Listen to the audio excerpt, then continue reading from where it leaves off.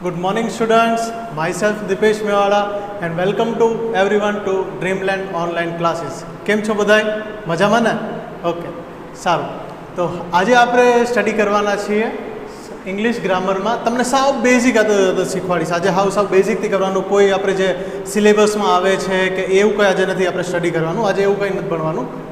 સાવ બેઝિક કે ઇંગ્લિશ ચાલો તમારે બોલતા શીખવું છે, લખતા શીખવું છે, તો એનું બેઝિક શું છે કે ક્યાં એના મૂળથી તમે એને કેવું સૂત્ર છે કે એના મૂળથી તમે એ લખો આરામથી ઇઝી નાના મોટા વર્ડ તમે લખી શકો, તમે આરામથી ઇઝીલી બોલી શકો.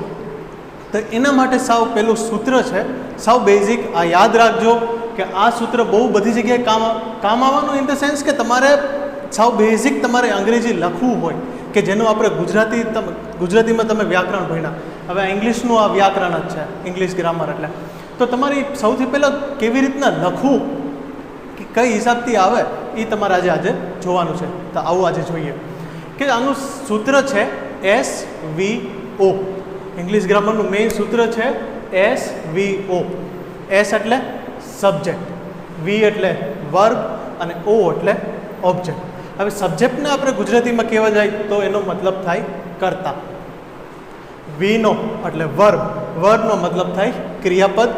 અને ત્રીજું ઓબ્જેક્ટ, ઓબ્જેક્ટનો મતલબ થાય કર્મ અથવા અન્ય નામો કે અથવા અન્ય શબ્દો. કોઈ પણ ઇંગ્લિશનો સેન્ટેન્સ છે કે કોઈ પણ વાક્ય છે, તમે આ હિસાબે આ ક્રમ મુજબ તમે મૂકશો તો તમને ઇઝી રહેશે કે તમારો કોઈ પણ સેન્ટેન્સ સાચો થશે. કે SVO કે આપણે તમને દાખલા તરીકે સમજાવું તો એમાં છે કે સૌથી સિમ્પલ આપણે લઈ લઈએ દાખલો કે મારું નામ દીપેશ મેવાડા છે. ઇઝી, મારું નામ દીપેશ મેવાડા છે. તો આમાં કરતા મૂકો સબ્જેક્ટ કે મારું નામ એટલે માય નેમ. છે એ શું છે? ક્રિયાપદ, વર્બ, એટલે એને અંગ્રેજીમાં આવશે ઇઝ. શું છે? દીપેશ મેવાડા. દીપેશ મેવાડા એ શું છે? અન્ય નામ છે.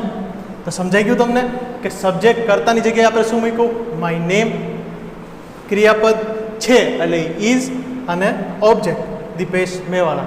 એટલે આ હિસાબથી તમે જો આ તમારો કોઈ પણ તમે સેન્ટેન્સ બનાવો કે તમે કોઈ પણ તમારો વાક્ય બનાવો, તમે આ ક્રમ મુજબ ગોઠવશો તો તમારો વાક્ય સાચો થશે. રેડી. હવે આપણું બીજું કોઈ એક્ઝામ્પલ્સ લઈ લઈએ. જેમ કે અમદાવાદ એક મોટું શહેર છે. સમજાઈ ગયું? અમદાવાદ એક મોટું શહેર છે. તો અમદાવાદ શું છે? કર્તા. અમદાવાદ શું છે? કર્તા.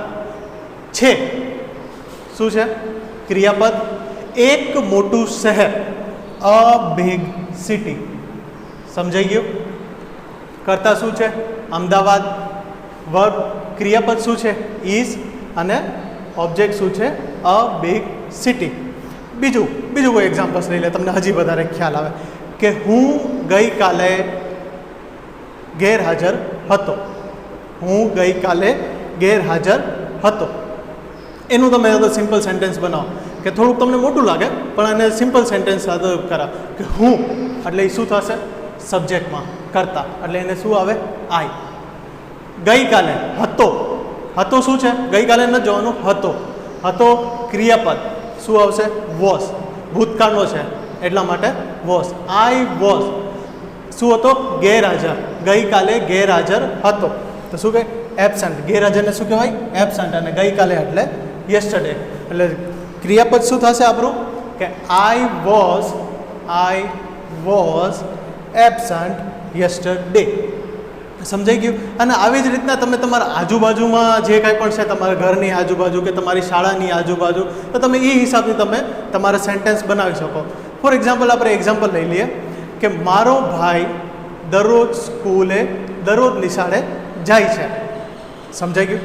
મારો ભાઈ દરરોજ નિશાળે જાય છે. હવે આ થોડુંક મોટું સેન્ટેન્સ છે તો તમને થોડુંક આમ બીક લાગે કે ના આ સેન્ટેન્સને કેવી રીતના બનાવો.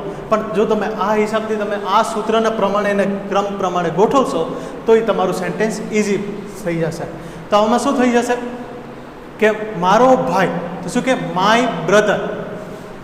અહીંયા આપણે લખી કે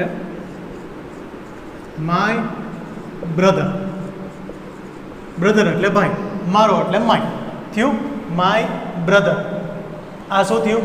આપણો સબ્જેક્ટ થયો, એટલે આપણો આ કર્તા થયો. ગોઝ ટુ એટલે મારો ભાઈ દરરોજ નિશાળે જાય છે. જાય છે એટલે એને શું, એમાં શું આવશે? ક્રિયાપદ ગોઝ. દરરોજ નિશાળે જાય છે. મારો ભાઈ દરરોજ નિશાળે જાય છે.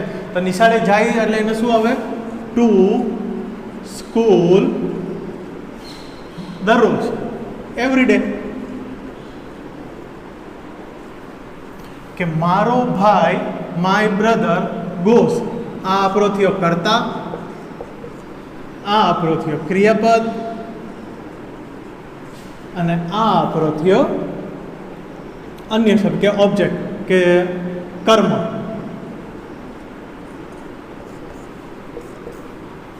રેડી? સમજાઈ ગયું આટલું? આ કે my brother goes to school every day. હવે આપણે આપણું ઘરનું જ એક્ઝામ્પલ્સ લઈ લઈએ કે સિમ્પલ કેવી રીતના સિમ્પલ સેન્ટેન્સ તમે બનાવી શકો. કે તે એક ટીવી છે. તમે ઘરમાં બેઠા છો તો આપણે એકાદ ઘરની આજુબાજુનો જ કોઈ પણ લઈ લે કે તે એક ટીવી છે. તો હવે એને તમારે અંગ્રેજીમાં કરવું હોય તો કેવી રીતના થશે? સિમ્પલ છે, આ પ્રમાણે મૂકો. તે એટલે સબ્જેક્ટ. હવે સબ્જેક્ટમાં આપણે મૂકી જોઈએ કેવી રીતના થશે કે તે એટલે ધેટ. તે એક ટીવી છે. છે પહેલાં આવશે ક્રિયાપદમાં, એટલે છેમાં શું આવે? ઇઝ. ધેટ ઇઝ એક ટીવી.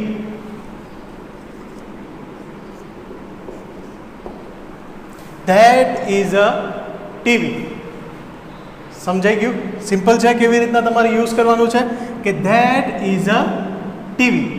તો આ તમે આ હિસાબથી તમે એસવીઓ સૂત્ર તમે પ્રમાણે યુઝ કરો તો તમને આ ક્યાંય પણ આગળ બોલવામાં કે લખવામાં કે તમે નાના નાના સેન્ટેન્સ તમે કે નાના નાના વાક્ય તમે એમનેમ બનાવી શકો.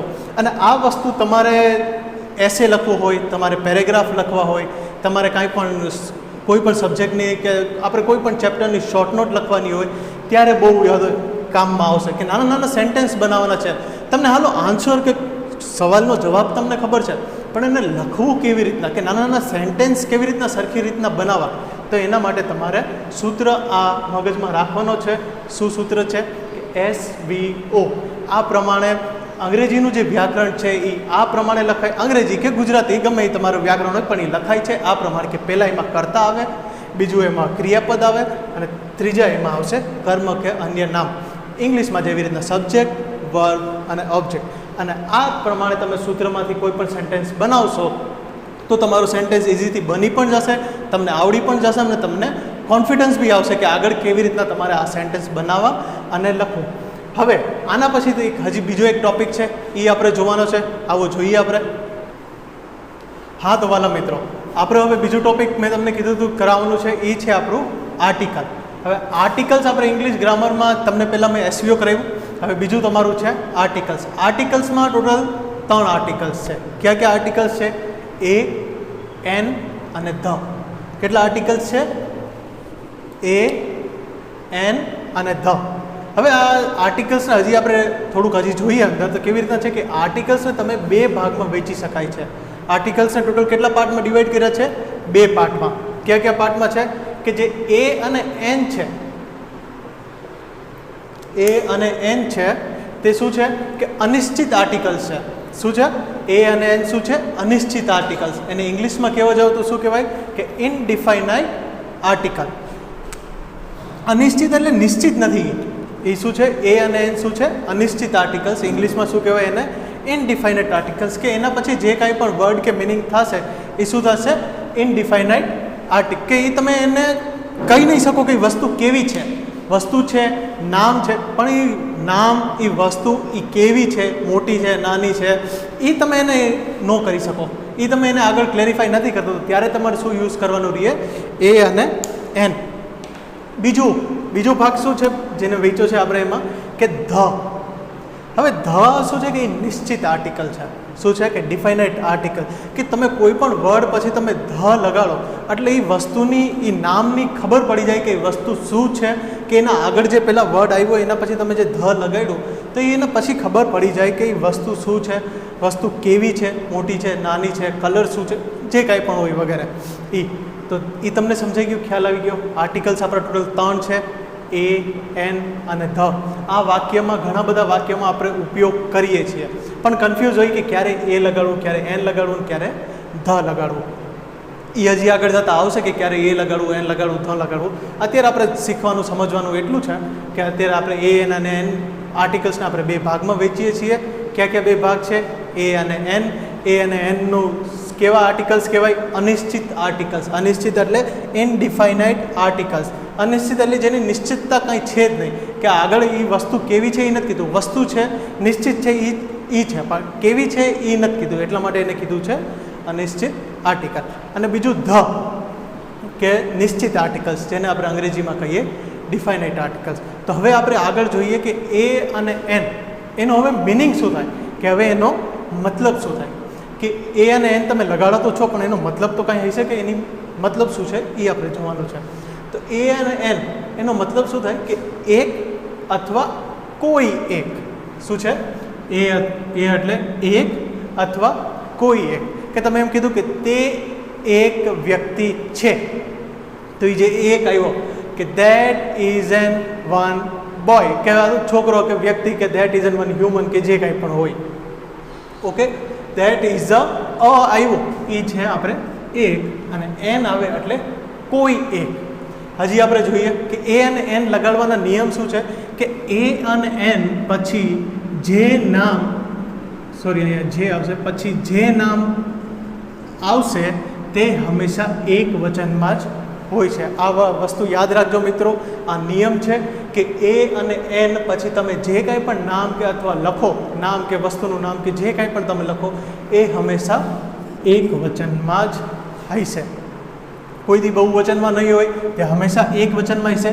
તો આ નિયમ ખાલી યાદ રાખજો. હવે દાખલા તરીકે આપણે દાખલા જોઈએ ત્યારે તમને હજી વધારે ખ્યાલ આવશે કે ધીસ ઇઝ અ બુક.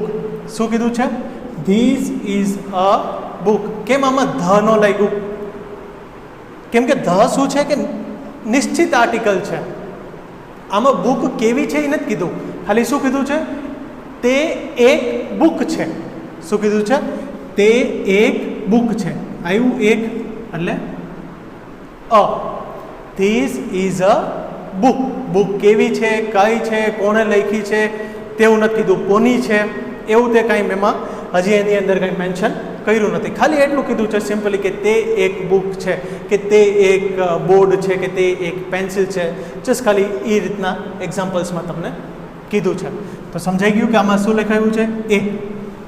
બીજો એક્ઝામ્પલ જોઈએ કે ધેટ ઇઝ એન અમ્બ્રેલા, કે તે એક છત્રી છે. શું કહે છે? કે તે એક છત્રી છે. કે શું કે ધેટ ઇઝ એન અમ્બ્રેલા, તે એક છત્રી છે. સોરી, ધેટ ઇઝ એટલે ત્યાં એક છત્રી છે. Okay, that is an umbrella. તો આમાં શું લાગ્યું છે? એન. શું કામ? એમ કે તે કોઈ એક છત્રી છે. સોરી, એ એન એટલે કોઈ એક. અહીં લાગ્યું છે એન. ધ શું કામ નથી લગાડ્યું? કે કેમ કે તમને ખ્યાલ થાય કે એ એન આવ્યું તો ધ શું કામ ન આવી શકે? ધ એટલા માટે નથી આવ્યું કેમ કે ત્યાં કોઈ નિશ્ચિતતા નથી દેખાડતું, કે ત્યાં કોઈ કહેતું નથી કે છત્રી છે એ કઈ છે, કેવી છે, નાની છે, મોટી છે. સમજાઈ ગયું? તો એટલા માટે આ હતા આપણા એક્ઝામ્પલ્સ એ અને એનના. એનો મતલબ થાય એક, એનનો મતલબ થાય કોઈ એક. હવે એ અને એન સમજાઈ ગયું કેવા આર્ટિકલ્સ છે, અનિશ્ચિત આર્ટિકલ્સ છે. તમને એક્ઝામ્પલ્સમાં ખબર પડી કે આ વસ્તુ કહે તો છે, વસ્તુ છે, પણ કેવી છે તે નથી કહેતા. તો હવે